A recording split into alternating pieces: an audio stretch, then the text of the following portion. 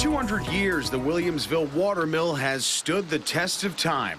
And if folks like Dave Sherman, Williamsville's local historian, have a say, it will be here for another 200. It's something you could never replicate, and it's really what started the community that became Williamsville and Amherst. This is why, after the British burned Buffalo in the War of 1812, this is where people came. The Army came here. There were 3,000 soldiers here in the winter of 1813 because there was nowhere else to go. Built by Jonas Williams, whom the town's name was derived, it was a multifunctional building, a mill that served as a way to produce food, clothing, and of course, all powered by running water, which turned this giant turbine around and around day after day.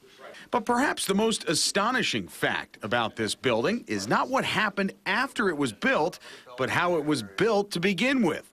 I'm sure he didn't mean for it to last 200 years. It's so well put together, it's like a fort. The mill consists of several wood beams that measure around roughly 12 by 14 inches, unheard of today.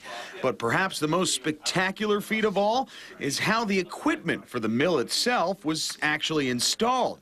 And in order to see that turbine I mentioned before, well, that's a trip through a trap door. Dave says between this giant turbine and a handful of millstones, some the size of a Volkswagen, it's a mystery how Jonas Williams and his men were able to install and literally move this massive equipment to where it needed to be.